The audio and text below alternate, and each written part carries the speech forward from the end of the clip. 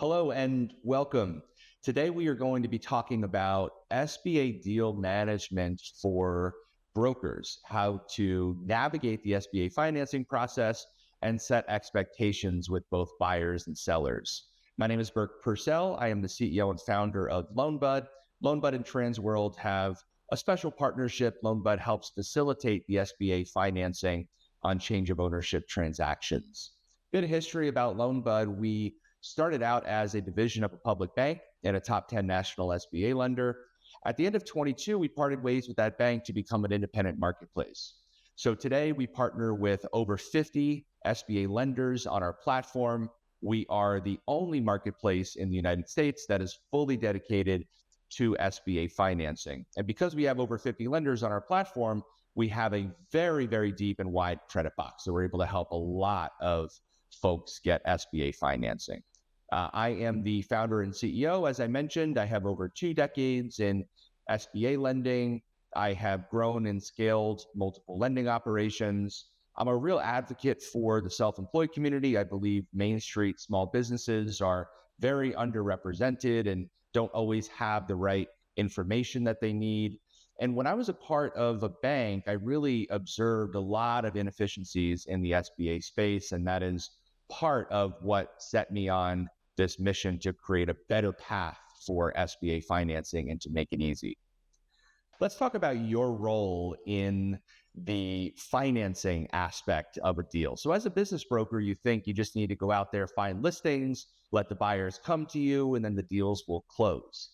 I wish it was that easy. Unfortunately, SBA financing is something that, like it or not, as a business broker, you're going to need to be involved in some way, shape, or form. So what should you do on your end? I would say my biggest advice is that you want to manage the expectations of both the buyers and the sellers. So you want to make sure that everybody is aware that there is going to be some homework needed from everyone, from the sell side, from the buy side, and that the faster the homework gets completed, the faster the business gets sold. So we want to make sure that the business and the buyer are finance ready and ultimately ready to get SBA funding. So on the sell side, let's start with the basic documentation that the SBA lender is going to need to get started. So to get things underway, we have to do a cash flow analysis. And to do so, we'll need the last 3 years of business tax returns, all schedules, and year-to-date interim financials. So that'll be a profit and loss statement and a balance sheet. Those are the basics to get things underway. The interims should be dated ideally within 60 days because the listing's not going to sell immediately. So we don't want to have to go back and have to keep updating everything. So try to get financials within 60 days as a starting point, and then let the seller know that the longer the listing stays on the market, the more we're going to need to update the financials. So I like to prepare sellers to be in the mindset that every month they should close out their books and provide their updated financials for that month. And if those expectations are set up front, that can hopefully lead to a smoother transaction. We want to make sure that the SDE add backs can actually be documented. So we see this a lot where we have seller personal expenses that are proposed as add backs, but when it comes time to actually documenting it, it's something that we're not able to obtain from the sell side. So we can add back seller personal expenses, otherwise known as seller discretionary earnings. Typically, to do so, we need one of 2 things: either a quality of earnings report, which many buyers are going to want to have done anyway, or a statement from a CPA stating, whatever it is that we're looking to add back was in fact a personal expense or a one-time non-recurring business expense. We also want to make sure we understand the lease. So a copy of the lease. We want to know how long the lease is going to be. Most lenders would like the lease term to extend to at least the SBA loan term. So typically 10 years, sometimes more if there's real estate involved. understanding the vendor agreements, the customer arrangements, are they transferable? I like to also understand up front what the customer concentration is. That's a really big thing on the lender side. If we have any single customer that makes up 20% or more of the total sales, we need to understand more about that situation, how we can ultimately mitigate it. We want to make sure there's operational continuity and that we have clean financials. That's a very important part of this.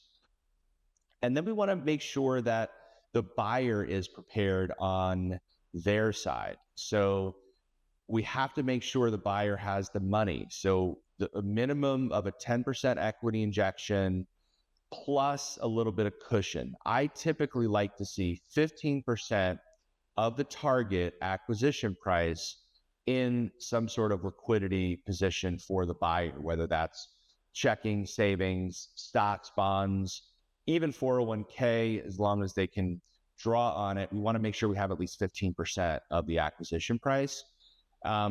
We also, on the buy side, need to check their credit report. So we do a soft credit pull up front. We want to ensure they have at least a 650 FICO score. We need to get a copy of their resume, tax returns, and a personal financial statement. So these are things that LoanBud can help with on our end, but we want to make sure the buyer is real and that they're willing to put the work in, that they are okay with submitting a loan application, with doing a personal financial statement, which might take them 30 minutes to complete, providing their resume and making sure that everything is there and ready to go once they find the right opportunity, or if they decide they want to move forward and start to make an offer on one of your listings. We'll confirm their credit history. We'll also look at their experience and make sure that it aligns with the target opportunity. Structuring the deal for SBA approval. Again, a 10% equity injection is what is going to be required. That is of the total project cost. So say we have an acquisition that is $1 million sale price, and we're going to finance in some working capital, maybe some equipment. We'll also finance in the closing costs. We're going to come up with a total project cost. Let's say in this case, the total project cost is $1.25 million on that $1 million acquisition when we work in the closing costs and the working capital and anything else that the buyer is looking for to get that business off the ground. So the buyer will need to come in with 10% of the total project cost, not of the sale price. So in this instance, they would come in with $125,000 on the $1.25 million sale price. That's going to be the minimum, unless the seller is willing to hold a note on full standby throughout the life of the loan. So this is a new SBA SOP change as of June 2025. A seller note, if it's being counted as equity, would have to go on full standby for the entire life of the loan. So I'll break this down in kind of an example. So let's go back to that same $1 million sale price, $1.25 million total project cost. If the seller is okay holding 5% of the total project cost in a note that is on full standby throughout the entire life of the SBA loan, what that means is that no payments can be made by the buyer until the SBA loan is totally paid off. So during that time period, interest will accrue. So an interest rate will still be set, negotiated between the buyer and the seller. Let's say it's 8% interest, hypothetically. Over time, that 5% seller note is going to accrue interest, and the principal balance will go up over time.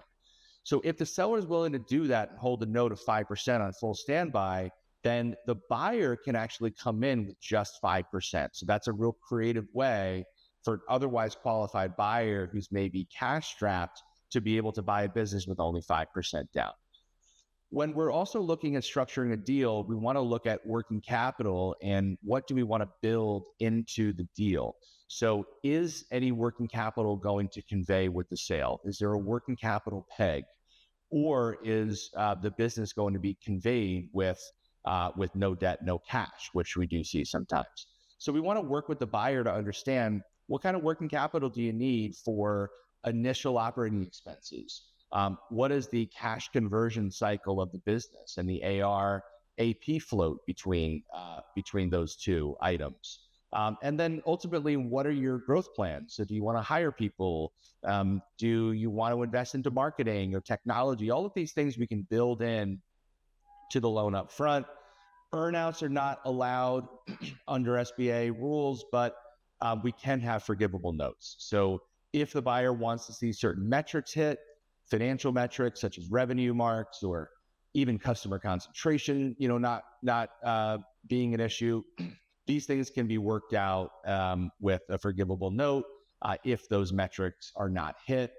We are very happy to work with you on deal structure for the SBA loans.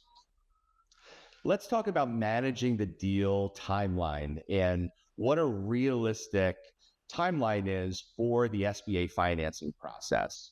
So it starts out with getting the LOI executed between the buyer and the seller. So once the deal terms are agreed upon in principle, the LOI will get forwarded to LoanBud. And this is where we'll work with the buyer to ensure we have all the right documents so that we can send everything up to our lender partner to get the initial contingent commitment letter, we call it the CCL, issued. That takes us about 24 hours. It's pretty quick on our end to get that CCL. Once it's back, the buyer will execute the CCL and will then wire a good faith deposit over to the lender, which is normally in the range of $5,000. It could be more depending upon third-party reports. Once that's been done, now we need to work on collecting all items needed to be able to submit the loan into underwriting. So items we're going to need during that period will come from both the buyer and the seller. So again, preparing all parties that we're going to need some documents. At this point, we want to see things like accounts receivable and accounts payable aging reports. We're going to want to get from the buyer a little more information if we don't already have it. We'll package everything together and then we will submit it all in to the lender so that we can go into underwriting.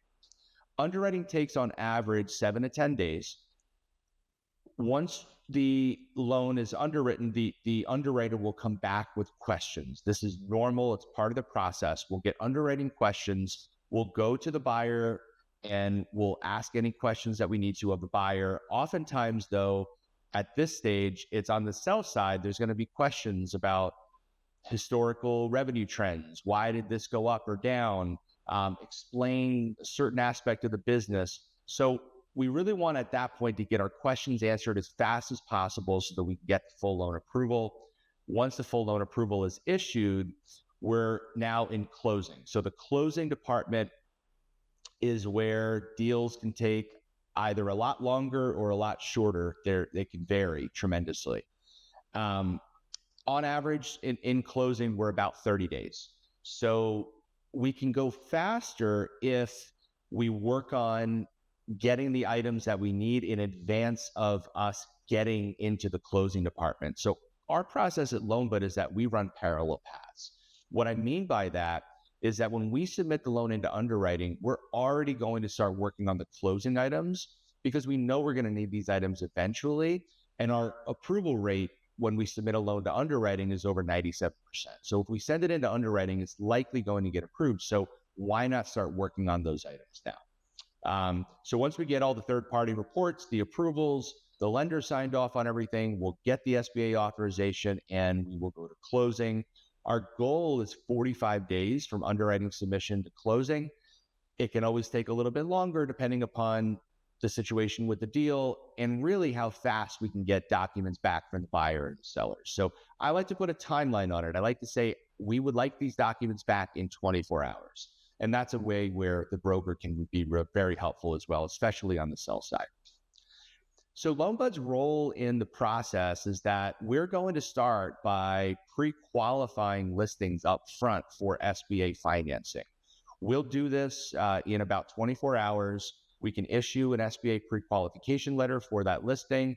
We'll also then give a link that you as the broker can provide to any interested buyers. It's a loan application link, which is tied to that specific listing that we have pre-qualified for SBA financing. So We're going to pre-screen all the buyers that come through and that apply. We're going to make sure that you're only talking to buyers that are well qualified that can actually close on the deal. We're going to collect all the documents that we need from the buy side and the sell side. We'll package everything up and we'll send that into the SBA lender. And then we are going to be running point on communication. So you're not going to need to worry about speaking with the lender or with multiple parties. It is one point of contact at LoanBud that you have from start to finish. And we're going to provide updates throughout the entire process so that you can focus on going out and getting more listings. So core takeaway here, the most successful SBA finance deals that we see are when all parties are properly prepared and expectations are set up front. Brokers can play a key role in making that happen. The biggest thing that you can do to help is just let all parties know that there's going to be documents needed. We're asking for these documents for a reason, and the faster you can get those back to us, the faster we can close. I hope you found this information helpful. Thank you so much for your time today, and we appreciate the partnership.